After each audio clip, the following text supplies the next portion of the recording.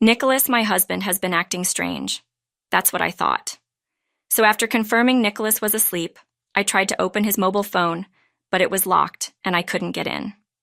With no choice left, I gave up on the phone and decided to search through Nicholas's bag and jacket.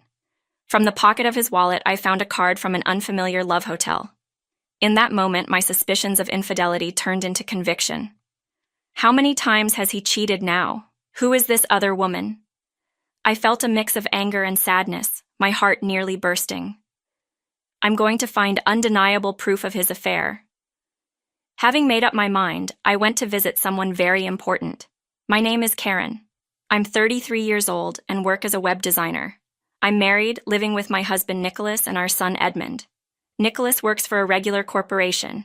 We've been married for about 10 years, and I'm still madly in love with Nicholas, who is handsome and sociable. But Nicholas's biggest flaw is his weakness for other women. Ever since we started dating, he has cheated on me numerous times. Each time it creates a difficult situation, but due to my deep love for him, I ultimately forgive him.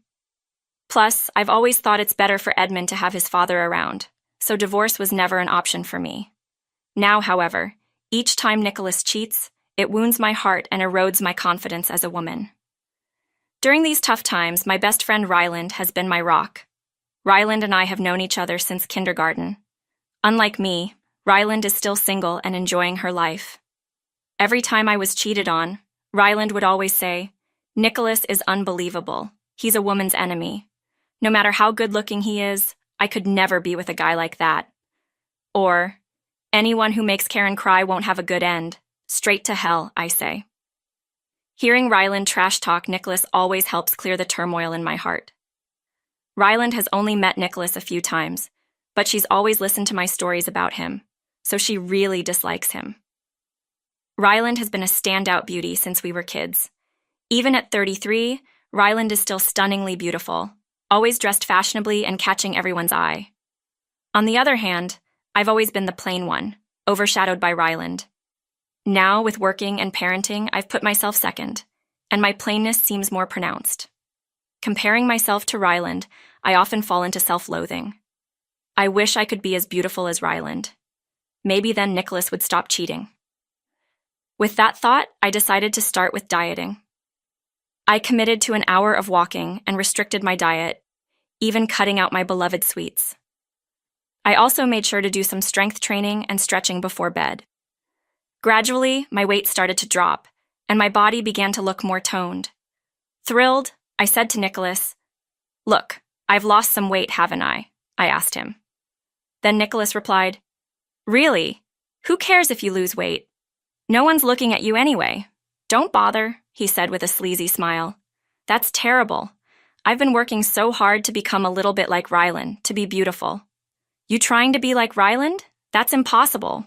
You're worlds apart." And he just laughed raucously.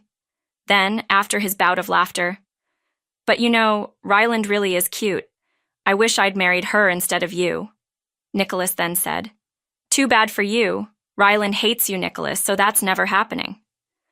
I was shocked but managed to respond, "Why does Ryland hate me? That makes no sense. You must have told her something weird, right? That's just low." Nicholas got genuinely angry and said, "But I replied to Ryland, you will always be the cheater who makes her best friend cry. It's natural for her to dislike you." Hearing this, Nicholas sulked and stormed out of the room. Though handsome, Nicholas is quick to anger and tends to cause emotional distress. Worse, when he feels cornered, he shuts everyone out. Once he does, he often doesn't come home for days. I wonder how many days he'll be gone this time. With a heavy sigh, and then my husband left the house again. I texted Ryland. Her reply came quickly. "Nicholas runs away too much, doesn't he? He's definitely with another woman again. Maybe it's time to think about divorce," it read. Divorce, huh? Ryland is suggesting it too. Should I consider divorce if Nicholas cheats again? But I really don't want a divorce. Torn, I decided to seek advice from my mother-in-law, Serenity. She lives nearby and has always treated me like her own daughter. Having lost my parents when I was young, I've always adored Serenity like she's my real mother. I didn't want to upset her, so I never mentioned Nicholas's infidelities before. but maybe getting Serenity to talk some sense into Nicholas would be more effective. I went to Serenity's house and told her everything. Then Serenity let out a big sigh. "He's just like his father," Serenity said, more in dismay than anger. "I'm sorry for the pain Nicholas has caused you." With tears in her eyes, she apologized deeply.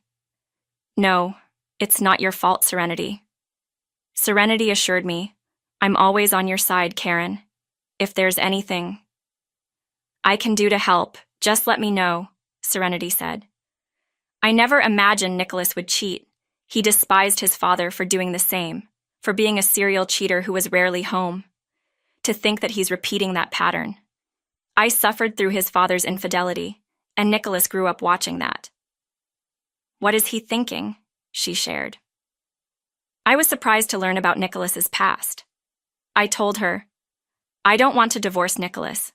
Edmund needs his father, and I don't want to lose you either. So, if Nicholas cheats again, I would appreciate it if you could talk to him."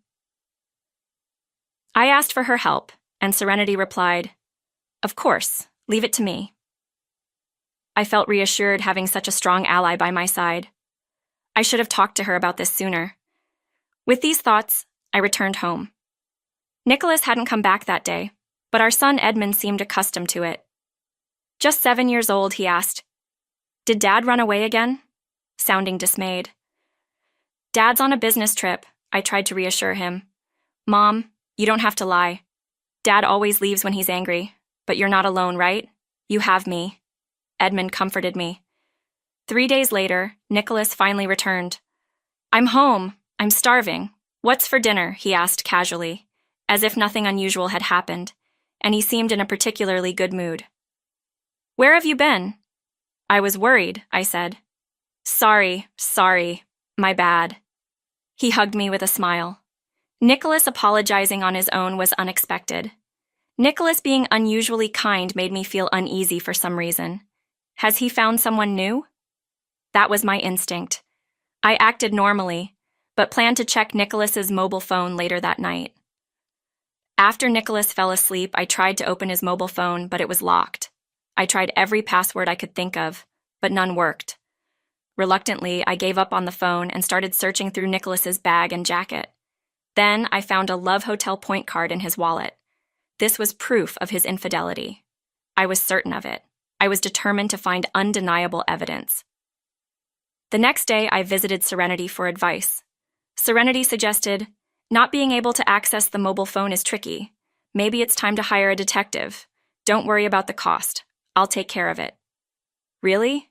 Thank you so much. Nicholas's family is wealthy, owning several properties. The condominium we lived in was bought by Serenity, who always provides us with financial support. I'm very grateful to her. So, with Serenity's generous offer, I decided to hire a detective to investigate Nicholas's cheating. But what the detective found was shocking. "What is this? It can't be true." I was speechless looking at the photos the detective handed me. Nicholas's affair partner was none other than my best friend Ryland. In the photos, Nicholas and Ryland were holding hands, looking like a lovey-dovey couple. I was more shocked by Ryland's betrayal than Nicholas's infidelity, and found myself in a daze. But that wasn't all. Nicholas had been fired from his job a few months ago and was currently unemployed. According to the detective, he spent his days at the casino just killing time. Nicholas had been lying to me, pretending to go to work. Confused, I went to Serenity's house with the evidence. Serenity having an affair with Karen's best friend? How low can he go? She exclaimed angrily. Furthermore, Serenity said, "My husband's mistress was also a friend of mine. I understand exactly how you feel, Karen. Let's make sure these two get what they deserve." And she was determined. "I can't stay with Nicholas anymore. I'm thinking of divorcing him," I said. Serenity replied, "Yes, I think so too. A man like that isn't worth staying with," she said clearly. "Although it's sad not to be family with you anymore, Serenity. Can I still come to visit?" When I asked, Serenity fell silent, lost in thought. Then she said, "Karen, I have a suggestion if you're willing to hear it. I want to be with you more than Nicholas. He is my biological son, but he sees me more like a bank that just gives him money. You, on the other hand, Think of me like a real mother. So, if you divorce Nicholas, would you become my adopted child? That way you could inherit my estate. I'll cut ties with Nicholas. What do you think? She asked. I was stunned by her unexpected proposal, but both Edmund and I loved Serenity dearly, so I was genuinely happy. I eagerly agreed to become her adopted child. Serenity looked pleased. That's wonderful. Let's start the procedures right away. She seemed completely determined. From that day, we began preparing for the divorce. After the divorce, at my request, I would move in with Serenity in her house. The condominium we currently lived in was in Serenity's name, so we decided to sell it secretly, without telling Nicholas. The biggest concern in all of this was Edmund. Taking a father away from a 7-year-old seemed cruel, but Edmund's reaction was straightforward. I'm totally fine without Dad. He's scary when he's angry, and it's better if he's not around, he said. Since Nicholas was often absent, he hadn't built a strong relationship with Edmund. This made it easier for me to decide on the divorce without regrets. Even as we made our preparations, Nicholas, oblivious to everything, continued to secretly meet with Ryland. During this time, I continued to exchange messages with Ryland. I have a new boyfriend. He's really cool, she would brag about her new boyfriend, saying things like this. I thought to myself, that's my husband, even though I replied safely, really? Introduce him to me sometime. Then she sent me, how about you, Karen? It's about time to get divorced and find a new boyfriend. What kind of nerve does she have to send me something like this? I thought she was my best friend, but to be such a person. They must be laughing at me together. Thinking this made me unbearably angry. However, I can't hesitate over this. With Serenity's help, I prepared for the divorce and presented Nicholas with the divorce papers at the right time. When Nicholas saw the divorce papers, he was surprised. What's this? Nicholas said, surprised. Isn't it obvious? I want a divorce. When I said that, Nicholas let out a deep sigh. There you go with your hysteria again. You're such a hassle. Keep up that attitude and you'll regret it. You're cheating again, aren't you? When I said this, he replied, so what? It's your fault for being cheated on. Getting divorced over an affair is just overreacting. Nicholas laughed dismissively. Then Serenity, who had been waiting quietly in the next room, burst in with great force and slapped Nicholas across the face. Why are you here, Mom? Nicholas asked, hand on his cheek, looking shocked. I was supposed to come in later, but I couldn't stand your disgusting words. You're truly worthless. Have some shame, Serenity scolded Nicholas with a fury I had never seen before. Nicholas retorted angrily in response. Shut up. This has nothing to do with you. Old people should mind their own business. Just then the doorbell rang. I hurried to open the front door and found Ryland standing there with a cake. Thanks for inviting me today, Ryland said cheerfully. I had lied about throwing a surprise party for Nicholas to get Ryland to come over. Seeing Ryland act so normally despite her affair scared me. When I led Ryland into the room, she sensed the tense atmosphere.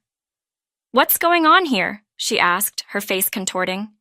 Do you have something to tell me, Ryland? I have all the evidence. I confronted her, slamming the photos on the table. God, it's weird that someone as ugly as you married Nicholas anyway.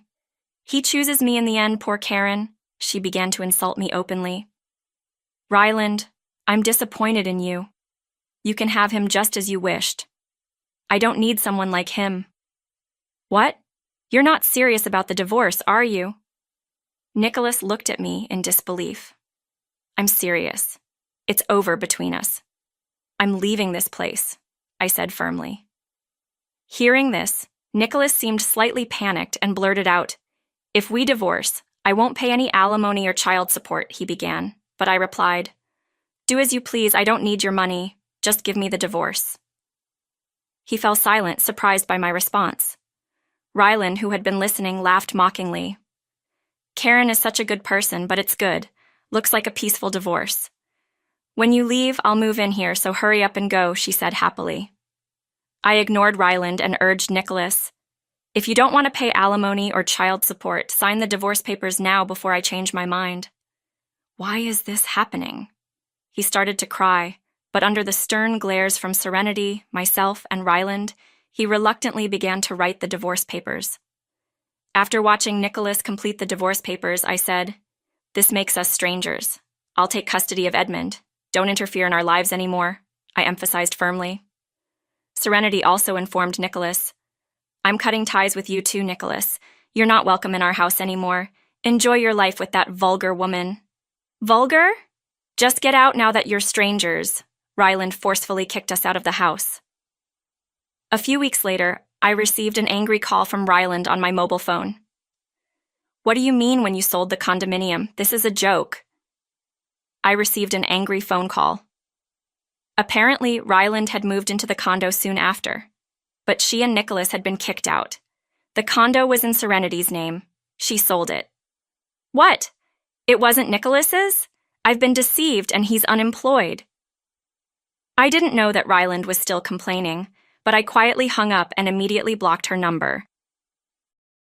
The next day, Nicholas visited Serenity's house, seeing me there. "Why are you here?" He was astonished. "Because it's my house now." "Your house? It's not your house, it's mine." Nicholas started to yell, but Serenity clearly stated to him, "No, Karen is now my adopted daughter, so it's her house. We've severed our ties with you, so you don't belong here anymore." "What?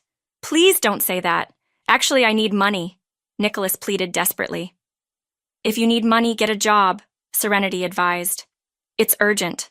I have debts, and I need to pay them off this week," Nicholas revealed, but his plea fell on deaf ears as Serenity coldly said, "That's your responsibility. Sort it out yourself." Serenity said this, and then closed the front door. Serenity and I already knew about his debts from the detective's investigation. That's why I was eager to divorce him quickly. I felt lucky to have pushed the debt-ridden Nicholas onto Ryland. Later, I managed to demand and receive a substantial settlement from Ryland. I later found out that Ryland had repeatedly been involved in affairs with married individuals. Apparently, Ryland had an affair with her boss at the company she worked for, and when this was recently discovered, she was fired. Now, she was being harassed by Nicholas's debt collectors, demanding she pay his debts.